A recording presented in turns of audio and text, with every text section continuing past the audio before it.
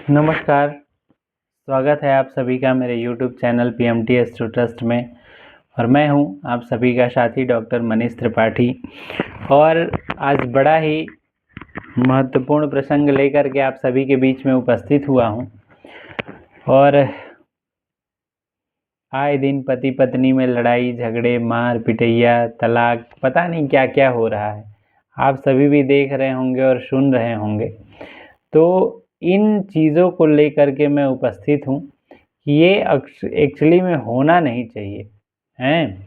आधुनिकता के परिवेश में भैया हम सारी चीज़ों को भूलते चले जा रहे हैं। ठीक है, हम अपनी चीज़ों को भूलते चले जा रहे हैं और धैर्य से किसी भी चीज़ों के ऊपर विचार नहीं करते।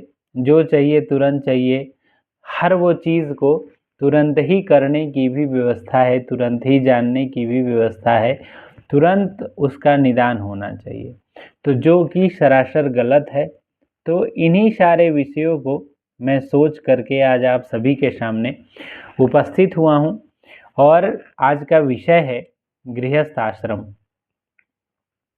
जैसा कि मनुस्मृति और धर्मशास्त्र आदि में, वेदों में भी आश्रम में 4 आश्रम की व्यवस्था बताई गई है।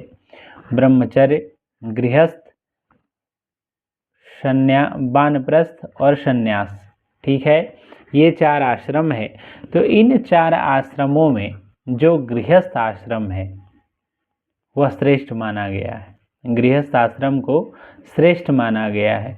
तो उस गृहस्थ आश्रम को पुराणों में क्या कहा गया, महाभारत में क्या कहा गया है, उपनिषदों में क्या आया है, तो उन सब का संकलन लेकर के मैं आप सभी के सामने उपस्थित हुआ हूँ। तो गृहस्थ आश्रम में 2 की जरूरत है, एक है पति और दूसरी है पत्नी। इन दोनों के बिना गृहस्थ आश्रम की कल्पना करना ही व्यर्थ है। तो गृहस्थ आश्रम में जब 2 की बात करते हैं तो वो कालः क्रमेण परिवर्तमाना चक्रार पंक्ति गच्छति भाग्य पंक्ति की भाग्य का जो पहिया है वो कालक्रम के अनुसार चल रहा है। ठीक है, कालक्रम के रथ के चक्के की भांति चल रहा है। ठीक है, कालः क्रमेण, काल क्या है भैया, तो परिवर्तनशील है। सुख है तो दुख आएगा, दुख है तो सुख आएगा।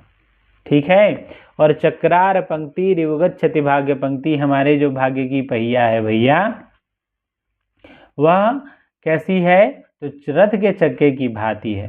तो उसी प्रकार से यह जो गृहस्थ आश्रम है भैया, इसमें पति पत्नी रथ के दोनों चक्के हैं, कोई एक भी न रहे ना, तो वह फिर गृहस्थ आश्रम बड़ा कठिन हो जाता है। और बहुत ऐसे जीवन जी भी रहे हैं। ठाकुर जी की व्यवस्था है, सबको अपने अपने कर्मों का फल मिलता है। ठीक है, तो कर्मों के अनुसार अगर आप बड़े भाग्यशाली हैं भैया, तो रथ के दोनों पहिया मतलब पति पत्नी का साथ है। तो इसके विषय में आया है महाभारत में कि अर्धा भार्या मनुष्यस्य भार्या श्रेष्ठतमं सखा भार्या मूल त्रिवर्गस्य और भार्या मूलम तरिष्यति। ठीक है, कि अर्धा भार्या मनुष्यस्य भार्या श्रेष्ठतमं सखा भार्या मूलम त्रिवर्गस्य भार्या मूलम तरिष्यति। कि भार्या पुरुष की आधा अंग है, पुरुष की आधा अंग जो है भैया भार्या है। और भार्या मनुष्य का सर्वश्रेष्ठ मित्र है। मानव मात्र की जो भार्या है वह सर्वश्रेष्ठ मित्र है। भार्या श्रेष्ठतमं सखा और भार्या मूल त्रिवर्गस्य। भार्या जो है भैया त्रिवर्ग में क्या है, तो धर्म, अर्थ और काम, इन तीनों वर्गों का मूल है भैया, जड़। ठीक है, और भार्या मूलम तरिष्यति, और भार्या ही है भैया जो पुरुष को इस भव सागर से, ठीक है, भव सागर से पार उतारने वाले प्रमुख है। वो इस भव सागर से पार करने के लिए उसका प्रमुख हाथ है। ठीक है, ये महाभारत के 74वें अध्याय का 41वां श्लोक है महाभारत में।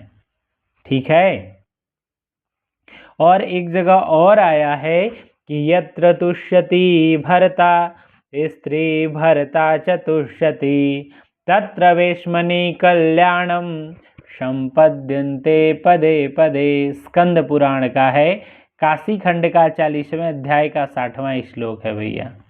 कह रहे हैं कि जिस घर में पति पत्नी और पत्नी से पति और पति से पत्नी संतुष्ट हो, ठीक है, यत्र तुष्यति भर्ता स्त्री भर्ता च तुष्यति तत्र वेश्मनि कल्याणम, वहाँ पग पग पर कल्याण की प्राप्ति होती है, ठीक है, वहाँ लक्ष्मी जी का वास होता है, सुख शांति रहती है, धन भले कम हो लेकिन बाकी सारी चीज़ें आपके पास आवश्यक रूप से होंगी। तो इसलिए भैया जो भी शादीशुदा हैं, अच्छा बहुत सारे लोग ये वीडियो देख करके सोचेंगे कि विवाह होने के पश्चात ये पत्नी का बखान क्यों कर रहे हैं, तो ऐसा कुछ भी नहीं है और ये प्रसंग है, हम सभी को जानना चाहिए। किसी से लगाव के कारण, किसी से दुराव के कारण ऐसा नहीं है। जो शास्त्रगत है गृहस्थ आश्रम, चारों आश्रमों के विषय में हम सभी को जानना चाहिए और उन चारों आश्रमों में जो मूल है भैया गृहस्थ, जिसके आधार पे सब कुछ टिका हुआ है, जिस आश्रम को जीने के लिए बड़ा ही त्याग करना पड़ता है। भगवान राम जी भी गृहस्थ आश्रम में थे, कितना बड़ा त्याग था। तो इस प्रकार की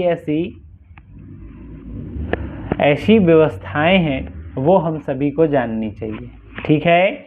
और एक जगह और आया स्कंद पुराण के ब्रह्मवैवर्त खंड में है भैया कि पतिर्माता पतिर्विष्णु पतिर्ब्रह्मा पति शिवः पति गुरुर्पतिस्तीर्थ मिति स्त्रीणाम विदुर्बुधा। क्या कह रहे हैं? पति के लिए बता रहे हैं कि स्त्रियों के लिए ही पति माता है। पतिर्माता पतिर्विष्णु और पति ही विष्णु है भैया, ठीक है। पतिर ही ब्रह्मा, पति ही शिव है, अर्थात ब्रह्मा विष्णु महेश पति ही है, ठीक है। वही माता है, वही पिता है, ठीक है। और पति ही गुरु है, पतिर गुरु और पतिस्तीर्थानि, पति ही तीर्थ है भैया।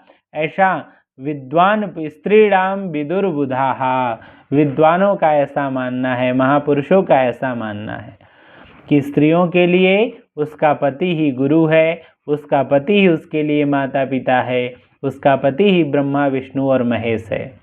तो ऐसे इस प्रकार की निष्ठा, इस प्रकार की भक्ति, इस प्रकार की श्रद्धा जो भी पत्नी रखती है, उसका आजीवन जो गृहस्थ आश्रम है कभी भी भंग नहीं होता, कभी भी क्लेश नहीं होता और कभी भी झगड़े फसाद नहीं होते, सब आनंद पूर्वक कट जाता है।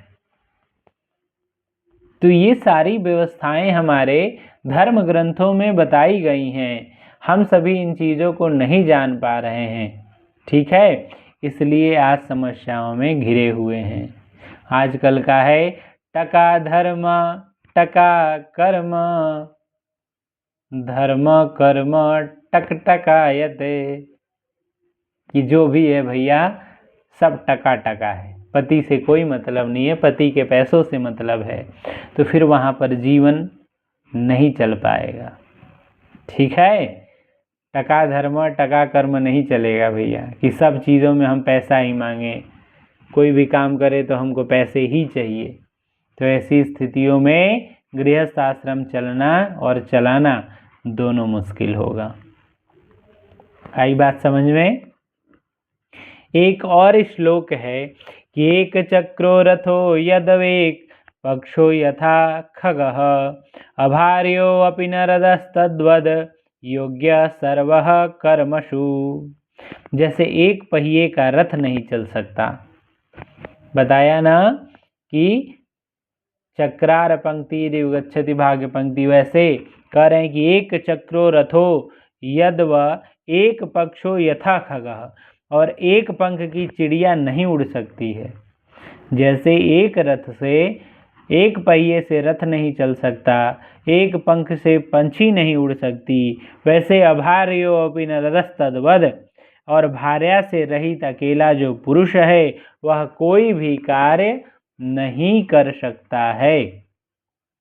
ठीक है, तो इसलिए गृहस्थ आश्रम में जब हम पाणी ग्रहण संस्कार करते हैं तो वहाँ सप्तपदी और पंचपदी हमें सुनाया जाता है, बताया जाता है। उस सप्तपदी वो 7 वचन कन्या के होते हैं, 5 वचन उस वर का होता है। दोनों की सहमति से ही वह सुगम योग बनता है। ठीक है, और उस सुगम योग के साक्षी अनेकों चराचर जो सगे संबंधी हैं, ध्रुव तारा हैं, आकाश मंडल के जो समस्त देवी देवता हैं, गणेश जी हैं, ब्रह्मा जी हैं, नवग्रह देवता लोग हैं, मातृकाएं हैं, सब कोई साक्षी बनते हैं, कुबेर जी हैं। तो इस प्रकार से भैया बड़ा ही महत्वपूर्ण है गृहस्थाश्रम। ठीक है, किसी एक के बिना चलना बड़ा मुश्किल है, क्योंकि यद गृहे रमते नारी लक्ष्मीस्तद गृहवासिनी। जिस घर में नारी है भैया उस घर में लक्ष्मी भी निवास करती हैं। और देवता कोटिशो वत्स न त्यजन्ति गृहं तत। हे वत्स, उस घर में करोड़ों देवता भी, अगर लक्ष्मी जी हैं तो उनके साथ करोड़ों देवता भी उस घर को कभी भी नहीं छोड़ते। ठीक है, यद गृहे रमते नारी लक्ष्मीस्तद गृहवासिनी देवता कोटिशो वत्स न त्यजन्ति गृहं हि तत्।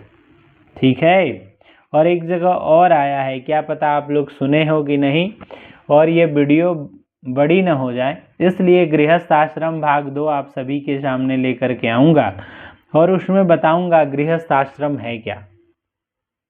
गृहस्थ आश्रम जो पति पत्नी एक साथ हैं, एक साथ पाणी ग्रहण संस्कार के बाद जीवन जीते हैं, वो आश्रम गृहस्थ आश्रम। विवाह करके जिस आश्रम में हम सभी प्रवेश करते हैं वो है गृहस्थ आश्रम। उसकी विशेषता क्या है, किस प्रकार से जीना चाहिए, ये सभी जानना है तो ज़रूर देखिए गृहस्थ आश्रम भाग 2 आप सभी के सामने लेकर के जल्दी उपस्थित होऊंगा।